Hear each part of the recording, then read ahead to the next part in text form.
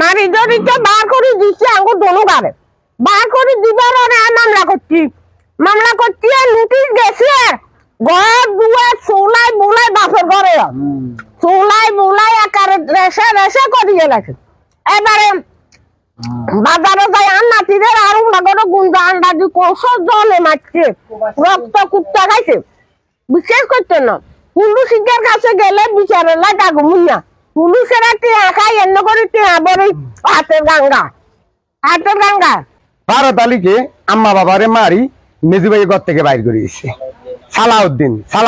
আলাউদ্দিন ওইখান থেকে সহযোগিতা করে বিদেশ থেকে ঘর থেকে বাইর করে দিবের পরে আম্মা আদালতে মামলা করছে। ওইটা সমানদারি হয়েছে। ওই মামলাটার সমানদারি হওয়ার পরে 24 তারিখে অনুমানিক 6টার আগে সালাউদ্দিনের কাছে নোটিশটা আসে। আসার পরে সালাউদ্দিন কি করছে বাড়িতে বোনের ঘর বড় বোনের ঘর যে 1 নাম্বার সাক্ষী ছিল মাঝে মামলাটা করছে ওই সাক্ষীর ঘর ভাঙ্গি একদম তছনছ করে গেলাইছে। আমার বোনের বাড়িতে যাই একদম ভাঙি গেলাইছে। এগুলো ভিডিওতে আছে। ভাঙ্গি তছনছ করে গেলাইছে। করার পরে বাজারে আবার এর শালা সম্বন্ধী শ্বশুর সব দলফল হে তৈরি করি বাজারে অস্ত্র লয়ে আসি। বাজারের ভিতরে মানুষের সামনে আমার পিছনের সাইডে কোপ মারছে। পিছনের সাইডে শ্রেণী দি এই শ্রেণী সালাউদ্দিনের তুললো রিজন 2 নাম্বার আসামি আবার কোপ মারতে লাগছে না। আমার হাতে রেখে রাখছে। আমি আদালতে দেখাইছি। এরপর শামীম আসি গাড়িলে আমার ছায়ের উপরে তুলে দিচ্ছে। এরপর সামনে গাড়ির তুলে হকি স্টিক লইয়া আছে। হকি স্টিকের বাড়ি আছে এখানে। এরপর আমার পিছনে আছে 1 মিনিট পিছনে আছে। এরপর আমার এখানে আছে দেখেন এখানে তুলে সমস্যা নেই এখানে আছে।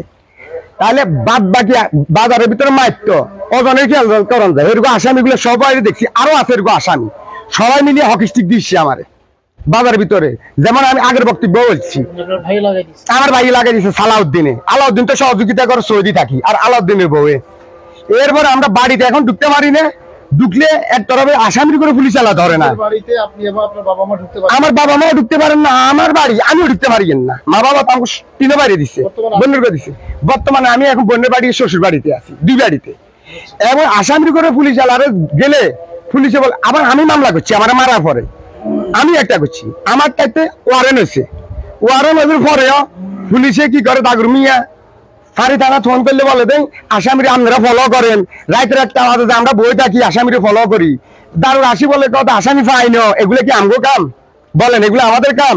এখন আমি দেশবাসীর কাছে বিশেষ চাই আসামির কারণে আমরা বাড়ি ঘরে ঢুকতে পারি না। নিরাপত্তাহীনতা আছি। পুলিশের ফোন করি আসামি আমগো ফাঁসে আমগরে লাঠি অস্ত্র লই ফলো করে পুলিশ 1 ঘন্টা ফোন তুলে না। সালাউদ্দিন হচ্ছে আমার মামা। আমার নানুকে কেন্দ্র করে নানুরে আর নানা ভাইকে গত 12 তারিখে ও সালাউদ্দিন আর সালাউদ্দিনের ওয়াইফে মারধর করে বাড়ি থেকে আমার খালার বাড়িতে পাঠাই দেয়। এখন ওনারা ওইখানে আছে অলাতলিতে।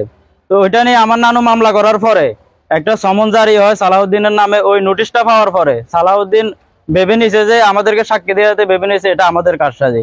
আসলে ওনার মা খুদ ওনার মায়ে ওনার নামে বাদী হয়ে মামলাটা দিছে।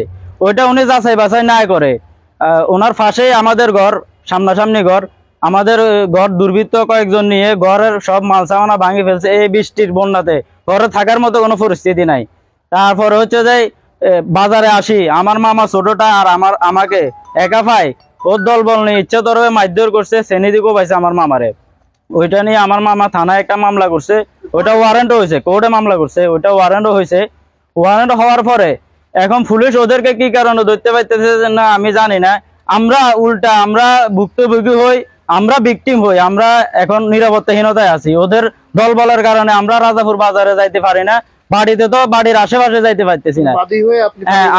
আমরা বাদী হয়ে আমরা পালিয়ে বেড়াইতেছি আর ওরা আসামি হয়ে ওরা ওপেনলি ঘুরাফেরা করে। এখন আমি দেশবাসীর কাছে প্রশাসনের কাছে এর বিচার চাই সুষ্ঠু এবং তদন্তের মাধ্যমে আমরা এর ন্যায় বিচার চাই।